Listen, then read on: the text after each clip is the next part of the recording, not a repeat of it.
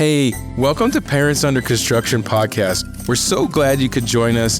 I'm Michael Jarquin, and my friend and mentor, Dr. Ed West, are recording our conversations for the purpose of supporting Christian parents with biblical solutions to child rearing.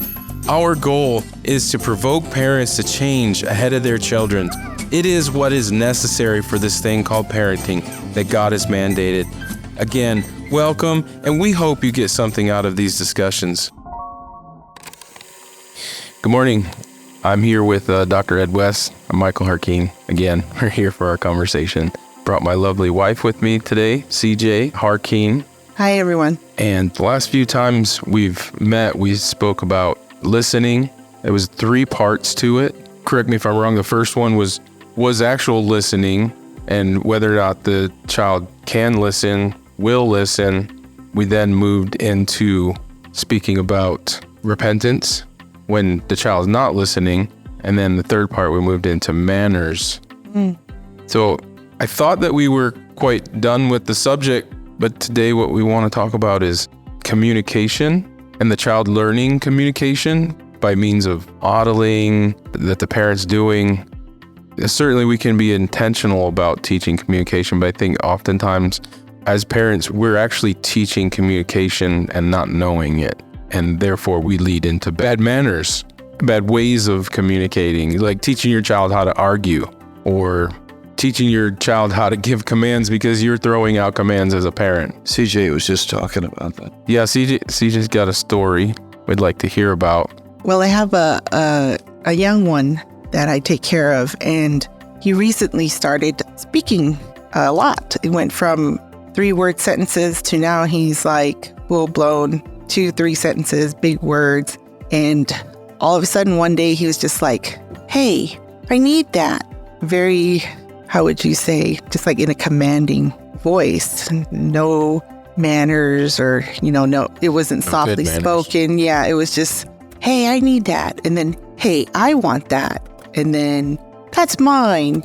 And just commanding things without saying, please, thank you. I want that now. Yeah, I want it now. No, may I have? And we've been saying when he says, I want that. And we'll say, mind your manners, or no, say please. And then he'll say, this is my favorite one. He says, go away, please, when he wants you not in his sight, or just go away, please. Just go away, or go in that room down there, over there. And it's like, whoa, where is this coming from? And one time he says, go away, Shishi. And I'm Shishi to him. And I said, can you say please? And he goes, please go away, Shishi. He's a hoot. So would you say that's good manners then? No. Please go away. Now, do you think that teaching manners about telling you to go away is more important than the concept that he doesn't tell you what to do? Yeah, that's interesting. So if he says please, I should be okay with that? I'm asking you. No, I think what he's asking is the better thing that he shouldn't be giving you commands to begin with. Exactly. Well, that's a little different than telling manners about how to say something getting done. Right. So how do you think this developed? By watching the adults in his life speak to each other. He picks up things. So you'd say modeling, observing what's going on in adult society around him, particularly perhaps involving him, telling him what to do. Mm-hmm. And so perhaps he thinks that's how you do it around here. Yeah. What do you think about that? I believe that's how. Yeah. That's what I would guess. I spend 42 hours with him in the week. So with him and 2 other children at the same time. So there's a lot of... It's interesting that when children do this, they show you something about who they are. They're like us, which is we have a sense of autonomy, a sense of being in charge in our own lives. You can see it when you drive a car, usually. Just alone in the car, you're out of here. You're doing what you want to do. You're making it go where you want it to go. It's a normal thing to have control that way in your life. And autonomy is built into all of us of wanting to express ourselves as ourselves. I'm here and this is what I do.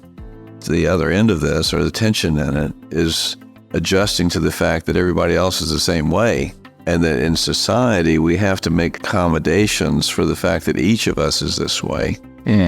And if we want to get anything done in a society, either we have a totalitarian system in which one of us is clearly in charge and the rest of us are clearly not, or else we have a tension in how we react with each other. I'm up to this end and you're up to that end, and the two ends are starting to get close to each other, and we agree that this is where my stuff will stop and where your stuff can start.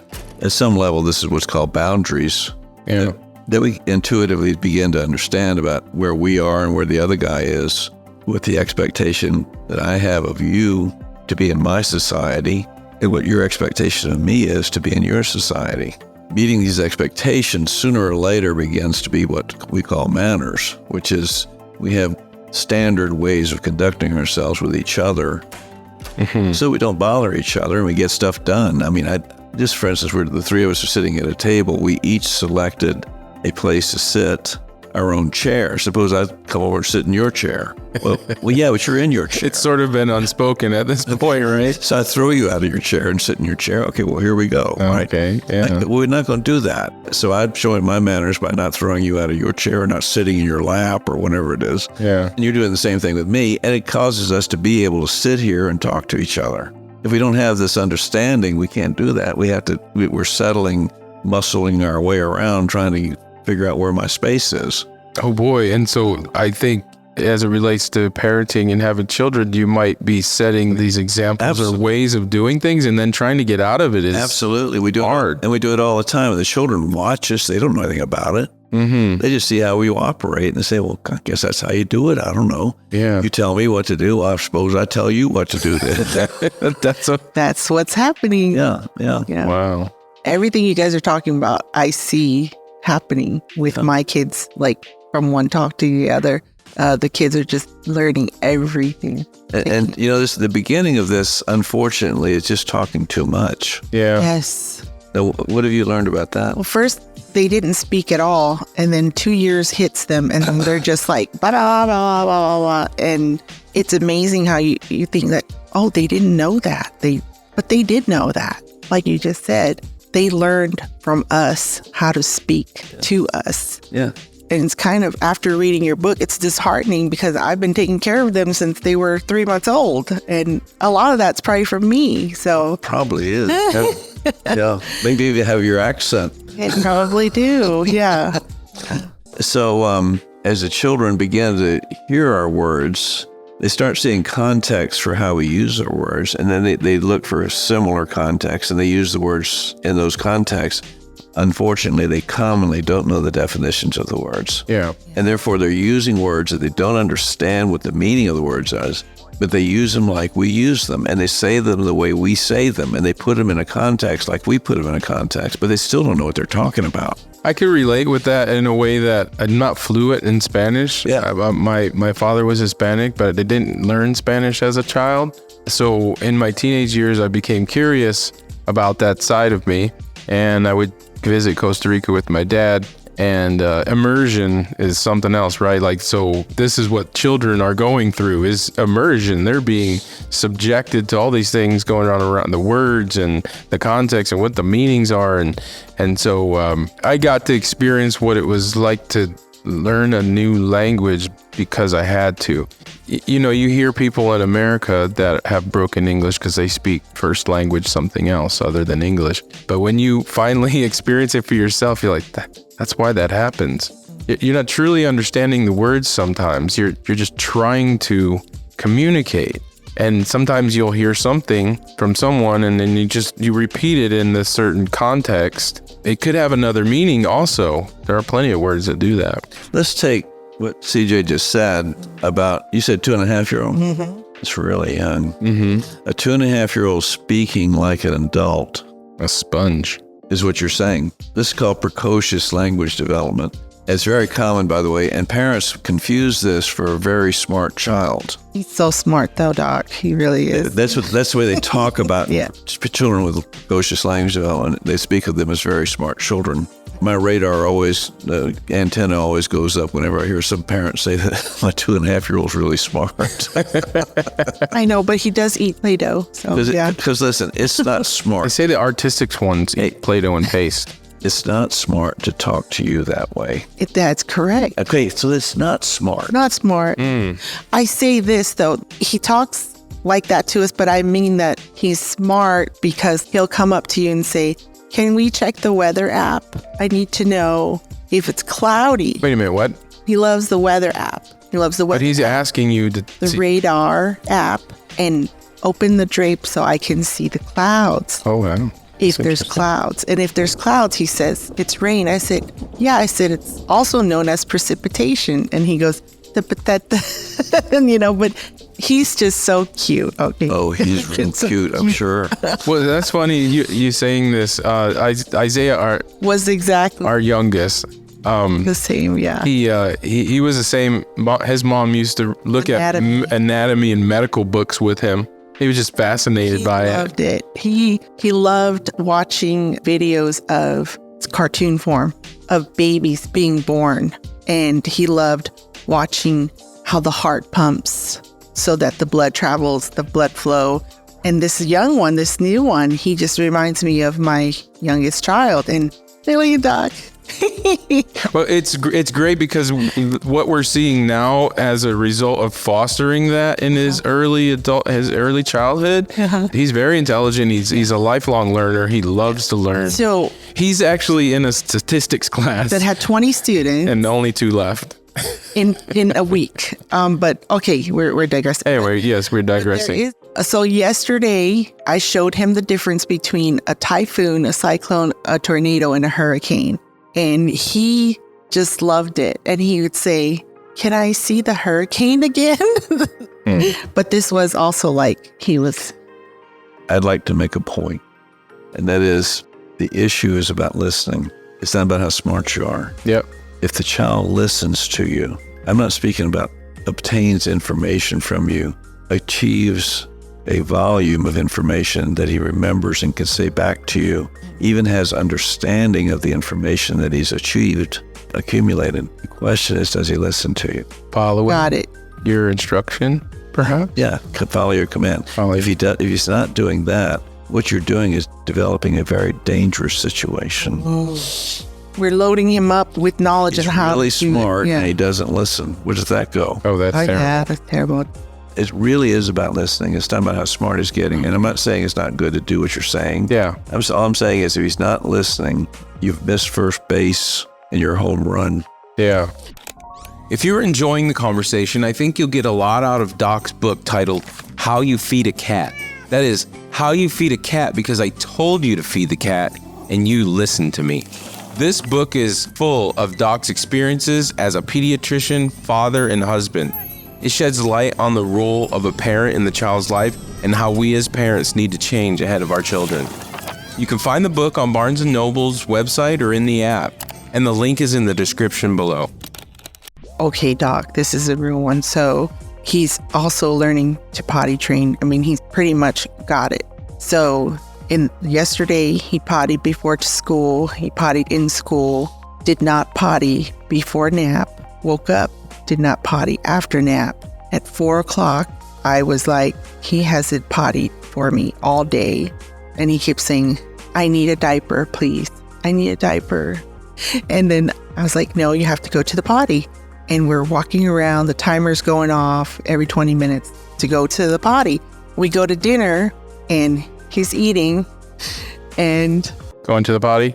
he went to the potty. No, he didn't go to the potty. He didn't go. Well, yes, he went in his pottied in his diaper. Stop saying he went to the potty because he didn't go to Yes, the he potty. definitely did not go to the potty. Not go to the potty.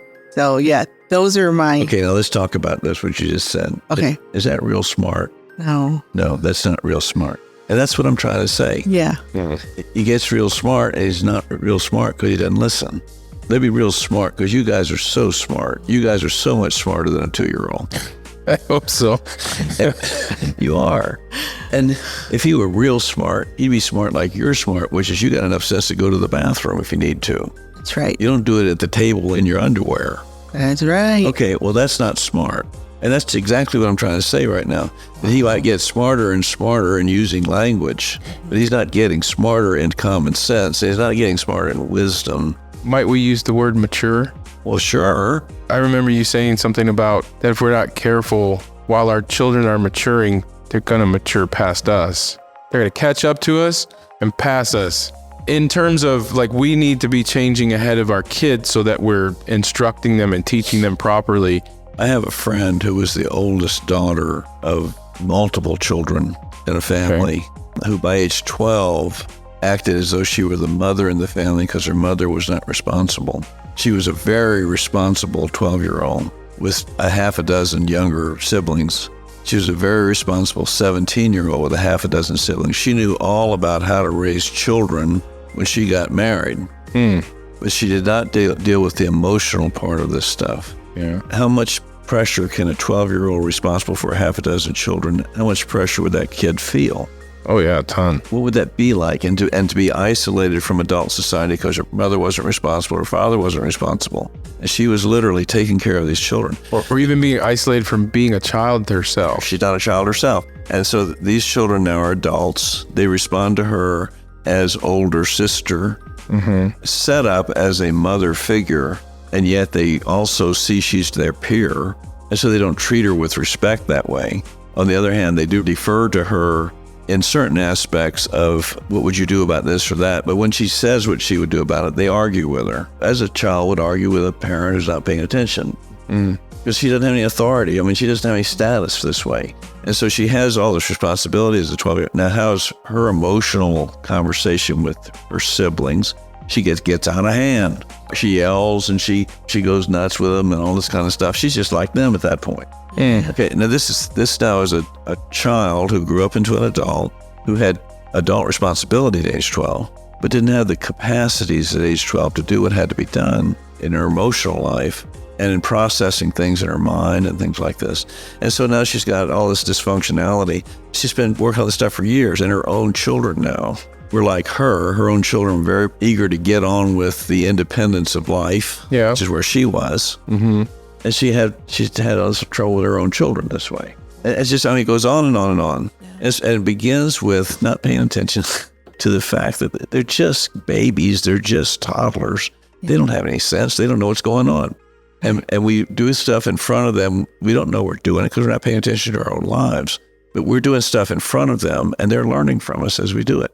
So let's take back your 2.5-year-old. What is the answer for the 2.5-year-old who says to you, do this for me? What is the answer? Is it to talk about manners, or is it to say, no, we're not going to talk that way to me?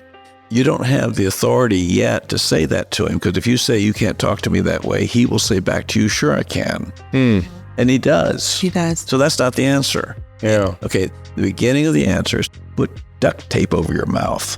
Don't say. Is that true? Is that what you've done? What do you mean when the child say No reaction. I'm saying I'm stopping. Like talking. no reaction? Yeah, no I'm reaction. stopping talking around the child. I'm not going to let the child hear me giving commands to anybody.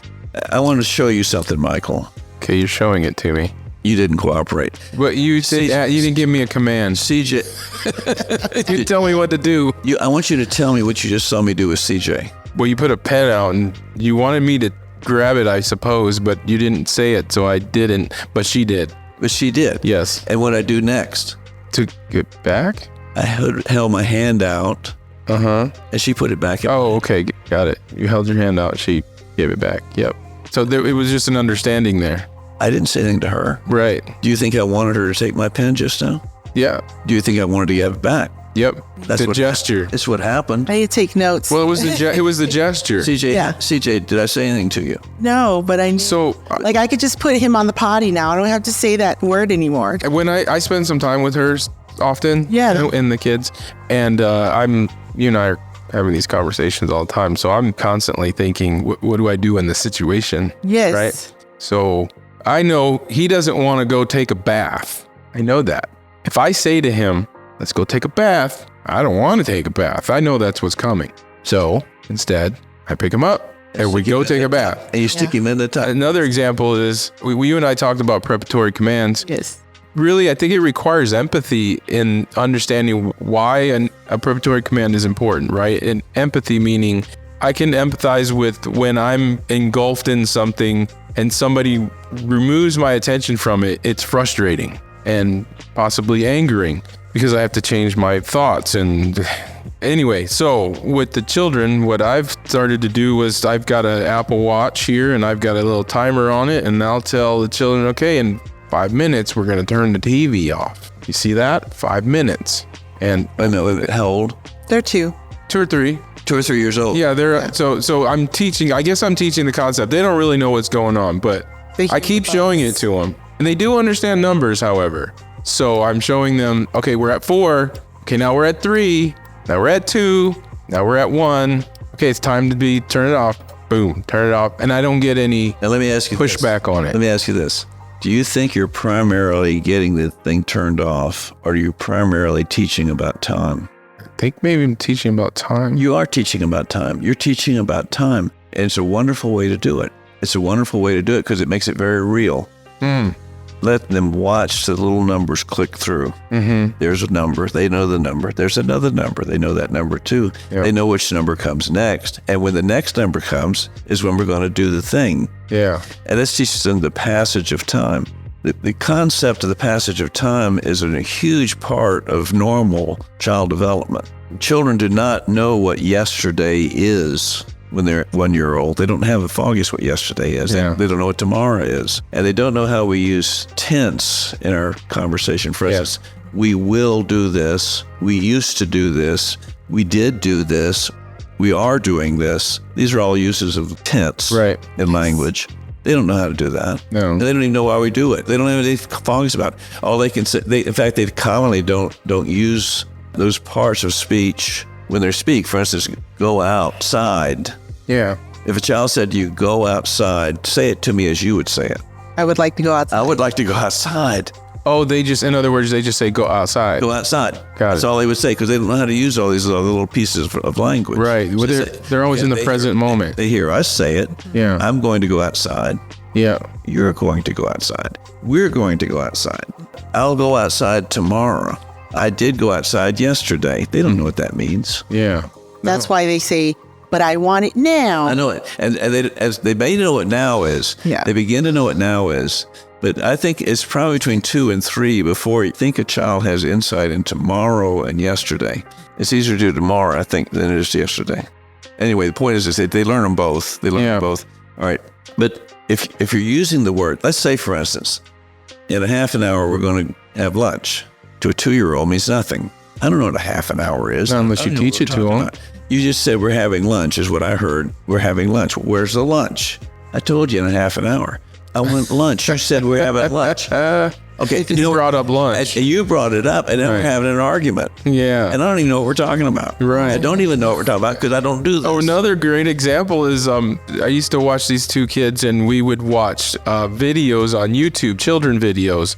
And because I wasn't logged in, I can't go back to a history to look up the one that he wanted before. So sometimes it's not going to show up. Well, I could tell him that, and he would just lose his mind. I know. I want that. I want that. But I can't because the history's not there. He doesn't understand that. You would probably do there is explain that. Well, you try to, but if he doesn't even understand, it's... Wait, you didn't hear me. What? That's not smart. No, that's definitely not smart. Because this is where we don't talk. We put duct tape on our mouth. We don't do that. Right.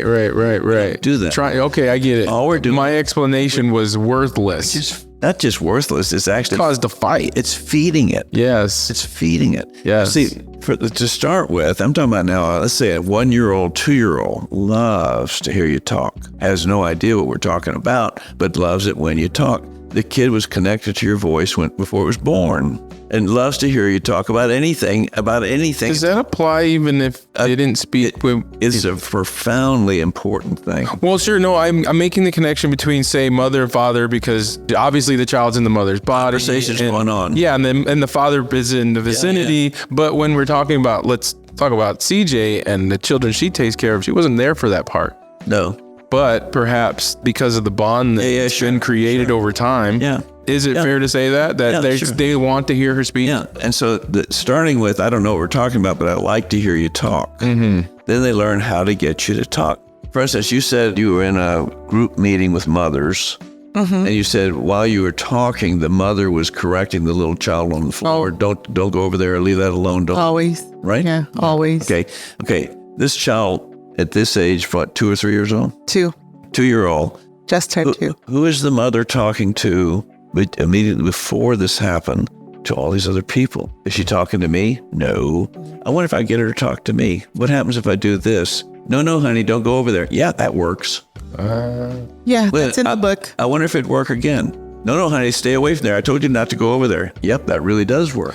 All I got to do is go over there and she'll talk to me. I like it when she talks to me. Wait a minute, let me see this again. I said don't go over there. Don't make me come over there because I'm going to blah, blah, blah, blah, blah, blah, blah, blah. Think about how I've witnessed children learn how to play complex video games or use phones. I've witnessed it. They don't understand the words. They don't even get concepts, but they figure it out. Get the hang of it. They figure it out. I had a cousin, I don't remember Nintendo. She would flip the remote upside down and play the game upside down. She learned how to play the game upside down. Amazing. None of us could do that. No. Or would even want to. So this is learning things without insight into what we're learning. It's just there to learn. That's all. Mm-hmm. And so a 2-year-old learns to get mama to talk by doing the thing that I shouldn't. When I do this happens. She'll always talk to me when I do things I shouldn't do. What happens when I'm doing what I ought to be doing? Well, you seem to be into other things. You're washing the dishes. You're watching TV. You're on the phone. You're talking to daddy. You're blah, blah, blah. But how do I get you to talk to me? Watch this. And there they go. And sure enough, you show up talking. Drop the milk on the floor. You know, so since the newborn has been born, I've been doing what you write about in your book. Uh-oh. Wait. Tell what you. Has the kid gotten smart? This is the thing. I do not speak to him. I take him, I pick him up from one place to the other. I change his diaper. I feed him, I burp him, and we play. I sing to him. But he is the most magical child, I think, because I can literally just lay him there in a room next to me and he just plays by himself. But this week, he started to learn how to cry. And I'm telling you this because he's 8 months old. He's never done this before. Everybody always says, he's such a jovial child, right? And I agreed with that. But something happened this weekend where he learned to cry and he knows you come to him. And I saw that. And I was like, what happened on the weekend, over the weekend, that caused him to do this? Put 2 and 2 together. And he knew somebody will come to him. So when I got him on Monday, I was like, I could tell it's been 8 months. He's never seeked attention like this. But now he will cry. He knows somebody picks him up and then he stops. And I'm just like, whoa. Okay, and you want to fix that? I don't know. That's why I'm talking to you about it. I don't want him to cry. No, I think you want to fix that. I do want to fix it. Yes, okay, I do, because I enjoyed not having to. Okay, let's talk about fixing it. Okay. With the principles that we're talking about. If you put him down, does he cry? Never has. Okay, no, I'm talking about now. Yes. Wait. When? When? As soon as you let go? As soon as I walk away. As soon as you walk away. If you put him down and don't walk away, he doesn't cry. No. Okay, that's where you start fixing it. Okay. Is I put him down, he doesn't cry. This is the car seat story. This is the car seat story. I put him down, he doesn't cry. Okay. I take a step to walk away, turn back to him and pick him up. I got it. And then I take 2 steps. And then I take 3 steps. Yeah. And I get him used to me putting him down and walking away. I'm going to have to. And what am I saying during this time? Yeah. I'm saying nothing. Yeah. And when he does, I go back. Thank you for tuning in to today's podcast. We hope that you've gotten something out of our discussion. If you've enjoyed listening, please support us by subscribing to our show and rating us. Bye for now.